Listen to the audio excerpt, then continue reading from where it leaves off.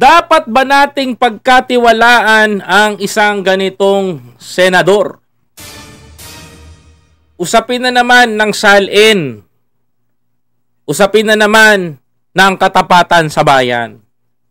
Kapag sinabi natin, salin, ibig sabihin nun, paano ka kumita ng ganitong pera nung ikaw, ng ganitong pera at lumaki ang ganitong pera mo.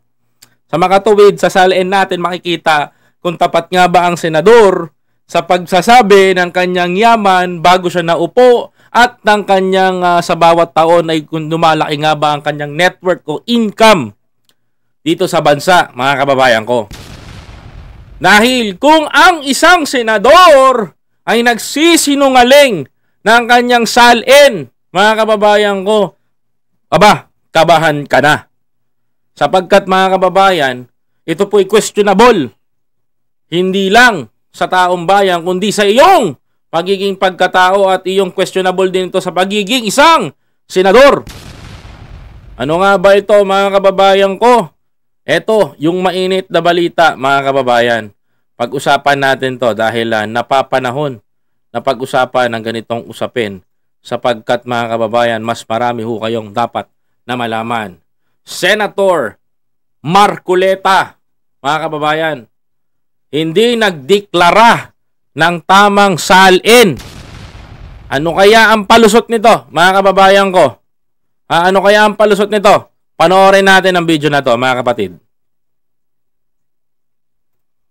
Pagpapaliwanagin ng COMELEC si Senator Rodante Marcoleta kaugnay sa hindi niya umano paglalagay ng ilan sa kanyang 2025 election donors sa Statement of Contributions and Expenditures o SOSE. Tama ba yan mga kababayan?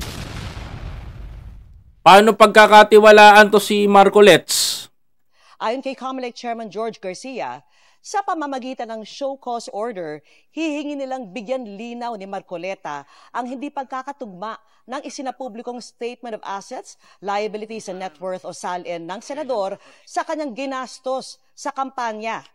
Sa kanyang SOSE, nakasaad na gumastos siya ng mahigit 139 million pesos sa kampanya. 139 million pesos? Uy, ang laki nun mga kababayan ko ha. Malaki yun, mga kapatid. Hindi po biro yun. 139 million pesos. Mas mataas sa kanyang net worth na mahigit 51 million peso. 51 million pesos ang net worth nito ni Senator Marcoleta. Paano nagkaroon ng ganitong kalaki? Ibig sabihin, may mga donations na nakuha. Supposed to be, yung pagkakaalam ko, kung manalo ka na isang senador, kailangan mo i-declare yung SALN mo. Yes, SALN mo. May nag-donate sa'yo, kailangan mong ipas, dahil dinonate sa'yo, binigay na sa'yo yan, supposed to be, pasok mo sa bangko, bubuwisan mo yan. Tama? Kasi si Isko Moreno, ang balita ko, kumita. May nag-donate sa kanya ng almost 71 million. Kay Isko, umabot ang donation niyan 71 million. So, si Isko, mga kababayan ko, yung sumobra doon, binangko niya, binuwisan niya na lang. Nilagyan niya ng tax, mga kababayan, para maging malinis na pera. Ngayon, ang tanong dito, ito bang si Senator Marcoleta, sincere ka bang maging si isang senador? Kasi abogado ka, supposed to be, alam mo dapat yung batas patungkol dyan. Hindi mo pwedeng idahilan sa tao na ayaw magpakilala. What if kung nagkataon, pumutok yung issue, nadamay ka, biglang lumobo yung pera mo dyan, di questionable ka. Diba? Magiging questionable ka. Magiging question mark yun. Paano ka nagkaroon ng ganyan ng kalaking pera?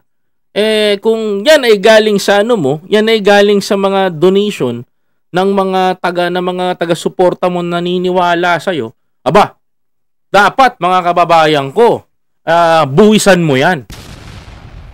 Dapat ang gawin ng dito, isa rin to sa isa rin to sa paglabag na sa batas ang hindi pagdideklara ng tamang statement of asset o SALN.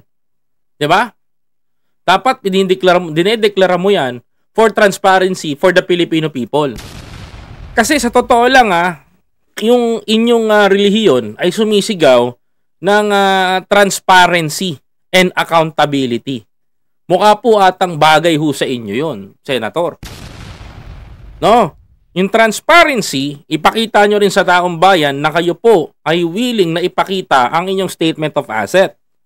Inyong accountability bilang isang senador, obligasyon mong ipakita sa taong bayan yan. Tama ho ba ako, Senator Marcoleta? Tanong ko lang ho yun, ha? Yun ho ang pinaka-ano ko doon, mga kababayan ko. Yun ho ang pinaka-opinion ko doon. Tuloy. Nauna nang sinabi ni Marcoleta na hindi niya dineklara ang ilang nag-contribute sa kanyang kampanya dahil sa hiling mismo ng mga ito na huwag silang pangalanan. Ay, nako, Senator Marcoleta. Diyan ho kayo nagkamali dun. Abay, dapat hong malaman ng taong bayan na kahit sabihin yung kasi for transparency. Kasi in accountability, gagaya ng sinasabi nyo. Diba? Tingnan nyo ho, haka-haka ng mga kababayan natin. Takot baka isa ang diskaya sa mga donor niya. Sabit na naman.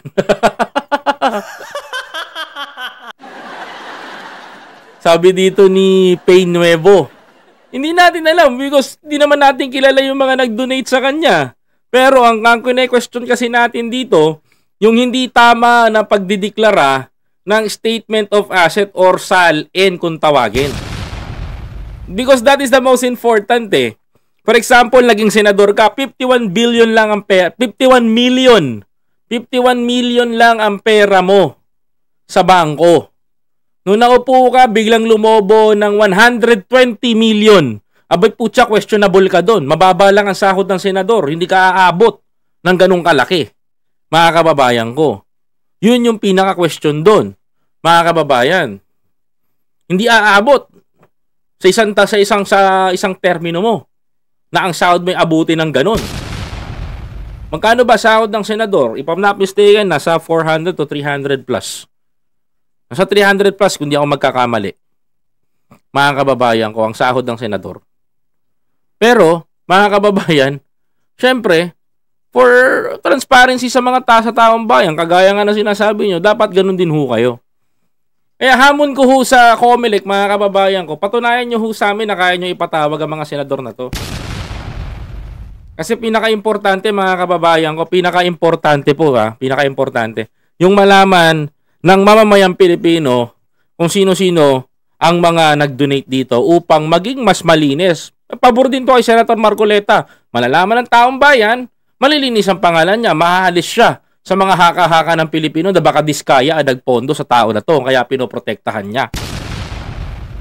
Oh, di ba? Mga kababayan ko? Oh, yun ang pinaka doon. Pinaka main buod doon. But kayo na rin ang bahalang humusga, mga kababayan ko. Ibinahagi ko lang sa inyo yung konting kaalaman na to upang maging aware din kayo.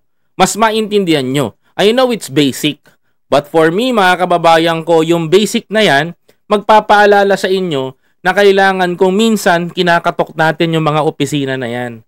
Kinakatok natin yung mga senador na yan. Kinakatok natin yung mga politiko na yan. Na, hoy! Ano ba? Maging transparent kayo.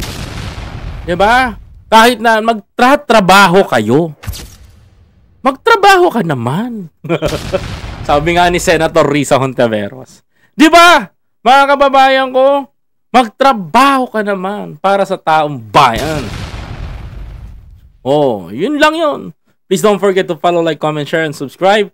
Huwag mo na rin kalimutan mag-iwan ng inyong komento. Babasahin ko yan at i-hit mo na rin yung notification bell.